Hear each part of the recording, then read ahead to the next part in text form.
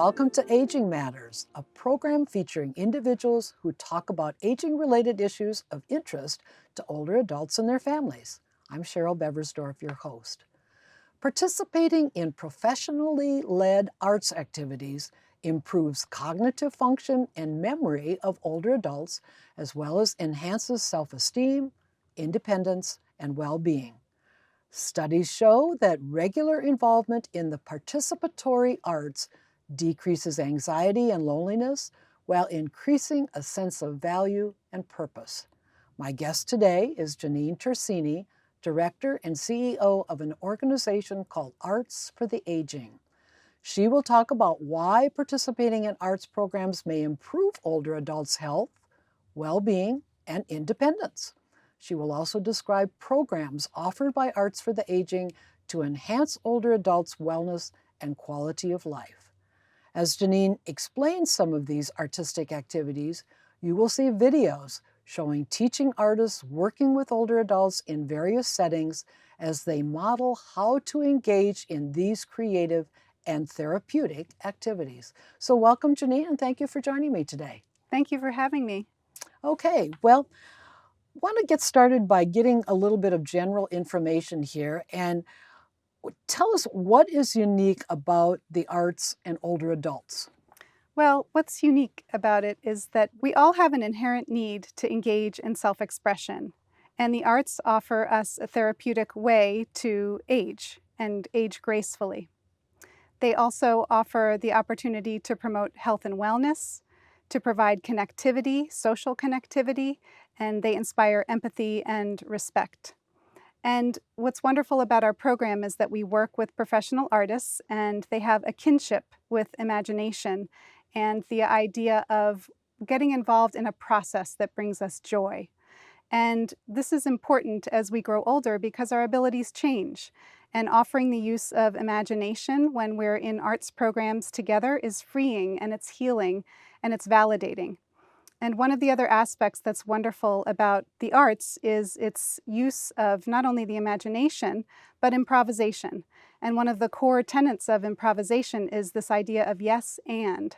And yes and is about validating what somebody has to offer and building on that. And again, it's awfully freeing and healing to feel that what you have to bring into the world, especially when it's something new and it's something that you're imagining, and maybe you haven't worked in the arts before or participated in the arts before, it's liberating and it's healing. Well, and talk a little bit more about that, Janine, in terms of how the arts benefit the older adults, their physical health. You kind of mentioned it a little bit, and so I'd like to hear a little bit more about the physical health.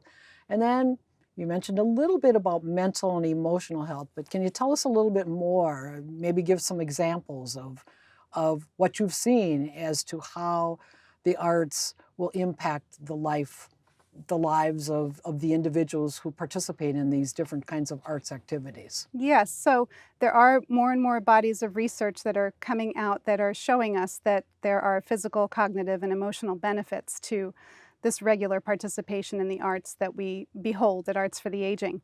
So, for example, 10 weeks of participation in an arts activity can improve neural connectivity in the brain, which can also lead to more awareness and memory processing.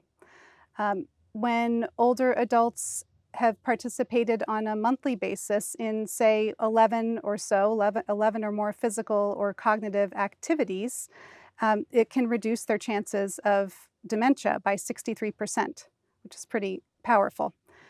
And we also experience in regular arts participation higher levels of well-being indicators like pleasure and self-esteem, for example. And so our goal is to increase social interaction in the programs, and this is so important because particularly over these last few years as we've all become better acquainted with social isolation, we know how powerfully and what an impact now that social isolation has on our bodies. And in fact, there's a study that's published by AARP that says that social isolation is akin to smoking 15 cigarettes a day in terms of what it can do to one's physical health.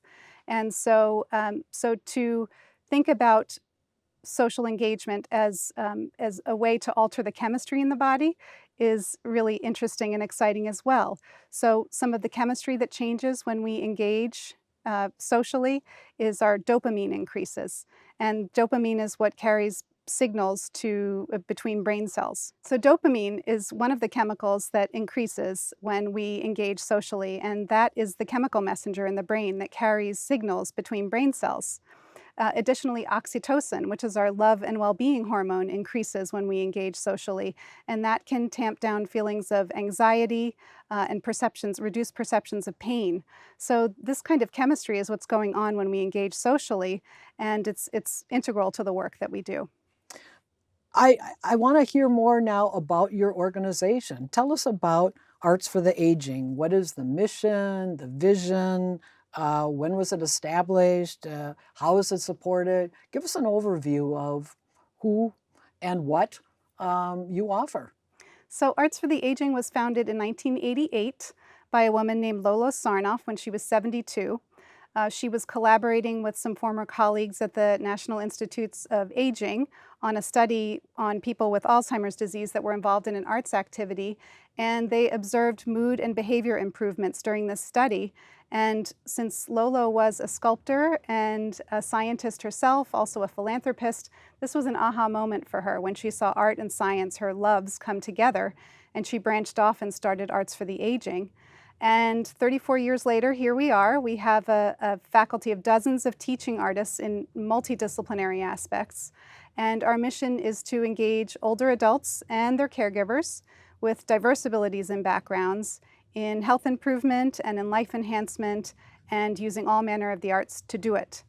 And our vision is to model excellence in the multidisciplinary aspect of our programs, the participatory aspect of our programs. Our teaching artists aren't coming into a room of older adults and performing and seeking a passive audience. This is about participation in the process of art making in whatever form and in whatever contributions that leads to. And our programs are also meant to be very inclusive. And so when we talk about inclusivity, we're talking about approaching programs from a multisensory standpoint, really trying to engage everyone's senses and in different art forms. And support for the organization comes from the community. It comes from individuals, it comes from institutional funding, grant funding, and we also have fee-for-service programs. Our model is a fee-for-service with financial aid. So in terms of how the organization is supported, it's individuals, it's from the community. It's individuals in the community, it's grantors, institutional funding, and we offer our programs as a fee-based model and offer financial aid to clients that are community and residential care settings. Okay, so let's watch the video that tells a little bit more about Arts for the Aging. There are a lot of older adults in our society that are becoming marginalized and less visible. I think older people in general are pretty much dismissed by the culture. We tend to cast older people to the side as if they're not useful anymore, or they're a nuisance. I think it's our duty as a society to make sure that no individual should be left behind, and that includes older adults. Arts for the Aging is an organization that engages older adults, most of whom have some kind of physical or cognitive impairment, in all manner of art making. We seek out professional artists and we train them to work in these settings, these community-based settings with groups of older adults. The arts are a great way to bring people outside of the routine or the normal or the everyday and to find the exceptional qualities within themselves. And if you're asked to participate, you feel very pleased, like you think, gee, I matter. Some of the folks who are in that kind of the fog of memory, all of a sudden you'll start to see the fog starts to lift. You can see something's coming, some clarity is arriving, and that's really a rewarding moment. When older adults are regularly involved in participatory arts programs, it actually improves their overall health and their longevity. I think It might help people to discover some things about themselves that they'd either forgotten or that they didn't realize they still had. There's some connection that goes directly to the soul with music and with art that we just don't get in the everyday life. They just come alive. It's like for one part of their day, they're just themselves, they're out in the open, they're expressing themselves, and nothing else seems to matter to them at that moment. We think about the arts as medicine. A dose of a program of arts for the aging is an incredibly powerful thing. One of the greatest things is to see people that are physically impaired communicate with each other and dance and move and sing.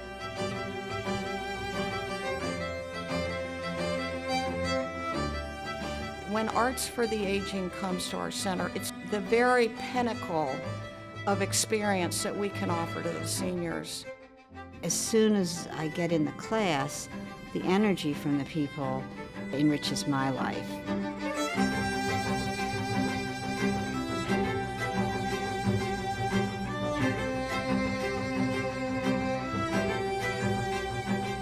For us, anecdotally, what we see is just the transformational power of the participatory arts, and it's wonderful.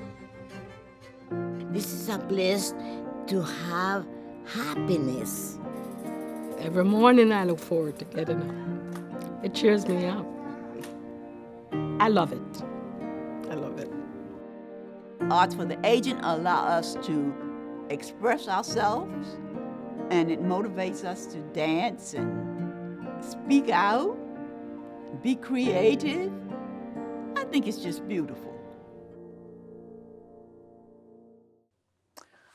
Okay, well, we saw a little bit of information, actually a lot of information about your organization. Wow, there's so many different kinds of things that you're doing. And I was particularly interested in learning more about the kind of communities that your organization serves. And so talk about that. I mean, are they primarily long-term care facilities or retirement communities? What can you tell us in terms of the type of communities, and more importantly, or as importantly, what is the process for partnering with these organizations, for your organization and these groups? So our programs take place in community and residential care settings, broadly speaking. And what that means is adult day centers, community centers, senior centers, continuing care retirement communities, memory cafes, villages, senior villages, anywhere that older adults reside or are attending programs. And our client base are the organizations that provide these programs. And so the programs are always at no cost to the older adults that are involved in the programs, and we do seek support and also provide financial aid to the clients that we work with. And these clients are throughout the region. They're in Montgomery County, Maryland. They're in Prince George's County, Maryland. They are in the district, in multiple wards in the district, and also in Northern Virginia. And some of our partners are institutions, they're cultural arts partners, like institutions like the Smithsonian, the Phillips Collection, the DC Commission on the Arts and Humanities. Each of these groups, either they're contributing or gathering audience for programs together, teaching artists for us to train up in our methodologies, and or they're helping us deepen our approaches and our curriculum. And you are actually coming to those organizations then. You bring the artists to wherever it is that wants your new programs or your artistic programs. Is that correct? Yes, the programs typically would take place in community and residential care settings. Now, before the pandemic, that's all that we did. And since the pandemic, these programs are taking place additionally online. So we're a hybrid organization that offers different types of programming, live programs online, through Zoom, telephonic programs, people can dial into programs. We have pre-recorded programs now, as well as something we call Heart Kits. Okay, and we're going to talk a little bit more about some of your organizations. Help us understand a little bit more about the characteristics of the older population, the older adult population that Arts for the Aging targets for these artistic programs? Because older adults are all over the map, and so, but what particularly is your group, your organization looking for, and the artists that work with you? Well, the population, as you mentioned, older adults, and the range of age is, between 65 and 100. Okay. And we might see in a workshop any range of ages. I think the other characteristic as well is the range of physical and cognitive abilities. We provide programs for older adults that are independent, ambulatory, to older adults that have some kind of physical or cognitive condition in aging. That could look like early stages of dementia. It could look like aphasia from having had a stroke. We see multiple kinds of physical conditions in aging within one workshop and within one group, and as with many older people, are experiencing multiple conditions as they age as well. So it's a diverse group, and we're also focusing very deeply on equity and inclusion in our programs and making sure that we're reaching communities that have been the hardest hit by the pandemic. So where our demographics are about 46% people of color and a little over 50% white people, we are also making sure that we're going to increase that number of people of color beyond the 50% point to make sure that we're reaching communities that have been hardest hit by isolation and loneliness, particularly after the pandemic. Right. And I just wanted to clarify, in terms of your organization, you're physically located in Rockville, right? But you serve the whole DMV community. I just wanted to make sure that our audience understands that is that true? Yes, our offices, our headquarters, our administrative offices are in Rockville, Maryland, but the programs happen throughout the region. So teaching artists are either traveling to all of these sites or we're meeting online. Okay. So to that point, let's talk about the artists. What type of artists do work with Arts for the Aging, and how do you determine if they will be comfortable working with older adults? Well, the artists that we work with are multidisciplinary. They range. We have visual, performing, literary artists that work with us. We have programs in painting and drawing and music and storytelling, poetry programs, interdisciplinary programs. And when teaching artists, or when a professional artist approaches us or we're recruiting artists, it's not necessarily required that they have taught older adults before or that they've been teaching artists at all, although that is a wonderful attribute if they have it already. We have an extensive training program.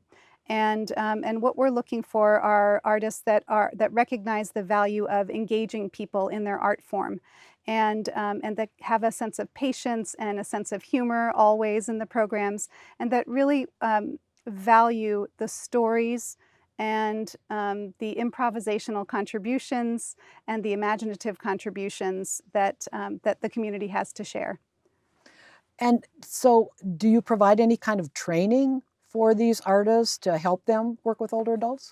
Yes, our training is pretty extensive. It's both didactic and experiential, and our trainings right now are mostly happening online for the learning aspect, and then for the experiential aspect, we have teaching artists going into the community with mentor teaching artists that are veterans with Arts for the Aging, and they're leading workshops. So they're learning about the program, they're learning about our philosophies. We have a training manual that we share with all of our teaching artists that includes research about arts and aging and creative aging.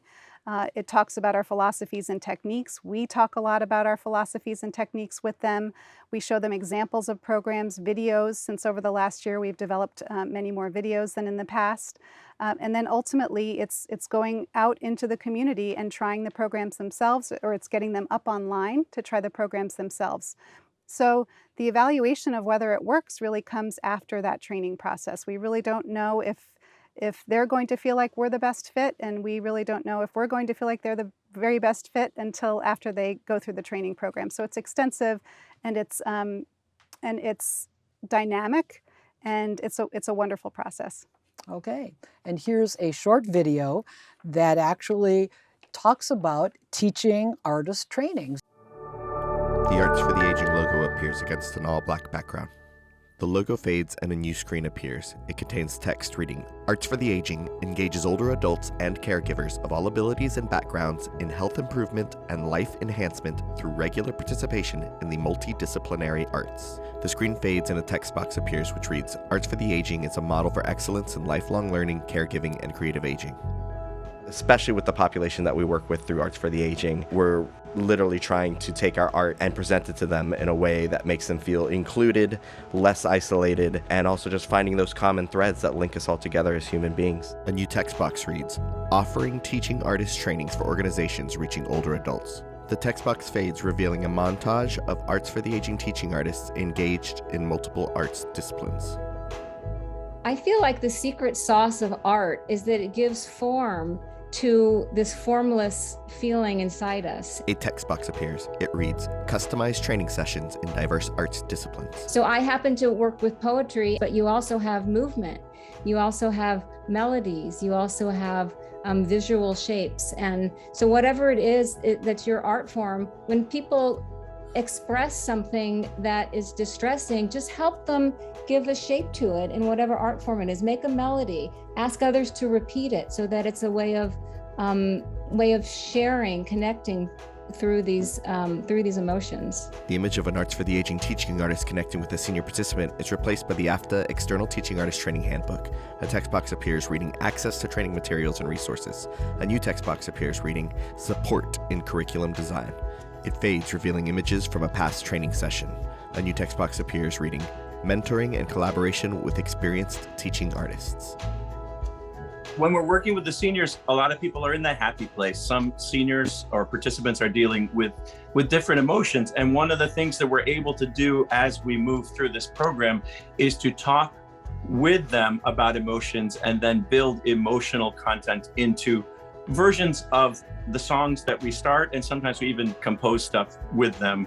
More workshop images appear. A new text box appears reading, programming for diverse populations with aging-related physical and cognitive health conditions. More images of senior participants enjoying after workshops. You know, really to me, this is continually a lesson in being a better person, what it means to be human together. I'll tell you, the best thing that you get in a program is when you're going to leave and a number of people go, when are you coming back? And then it's like, okay, you know you've done something. A new screen reads, contact us for more information, info@aftaarts.org. Follow Arts for the Aging on social media. A final page containing website links and funder information appears before fading to black. So we saw how the different artists get trained, and wow, there were certainly a lot of different artists as well.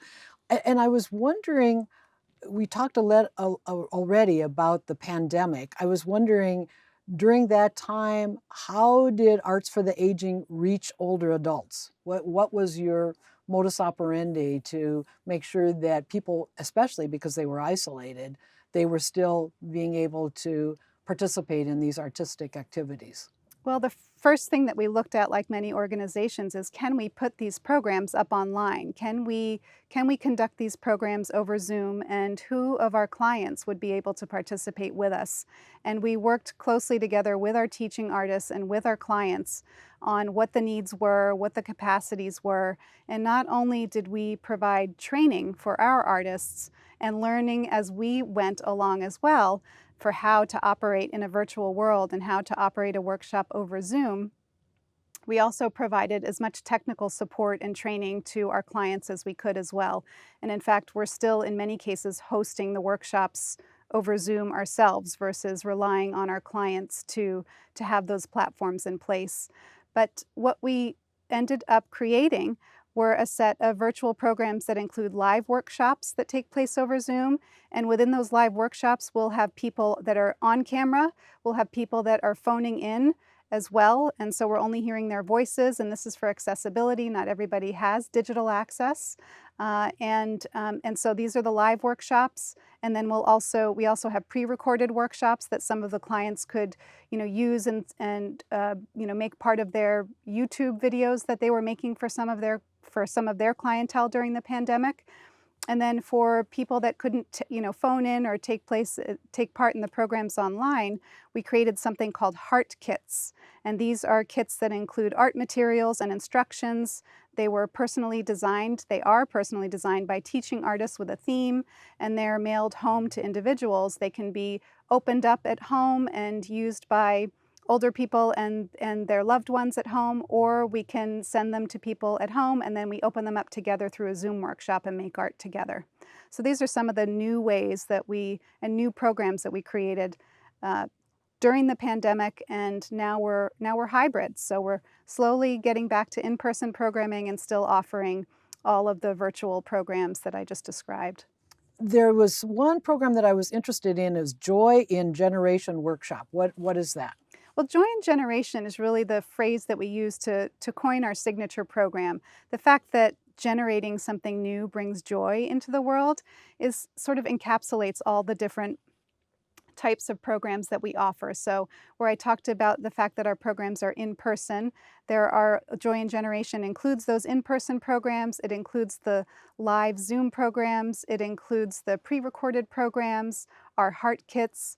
We also have caring for caregivers and trainings for teaching artists as well. So Joy in Generation is just the way that we talk about our programs in a very broad sense because they bring joy. All right. And I just I was picking up on what you said, that there are programs for caregivers as well. Yes. So we recognize that caregiver burnout is real. And we are delighted when caregivers join our programs.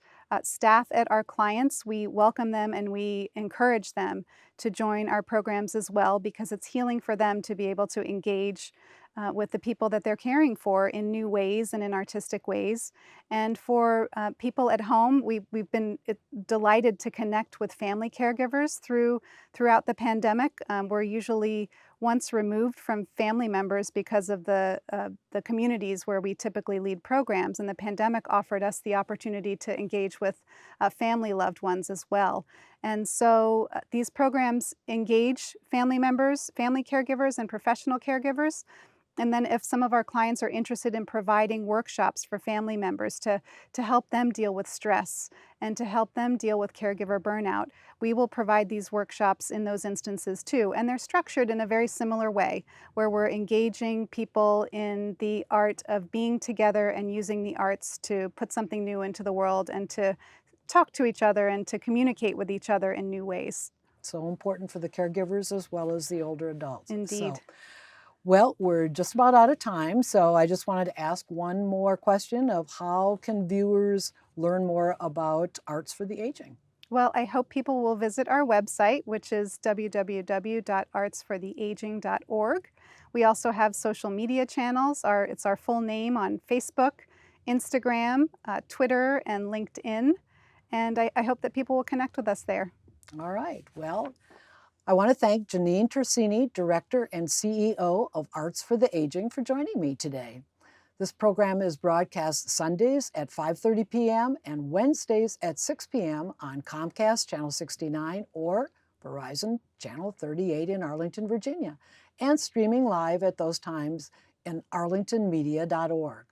Aging Matters is also on the radio. The program is broadcast every Tuesday at 2 p.m. and Friday at 2 p.m. on WERA Arlington 96.7 FM.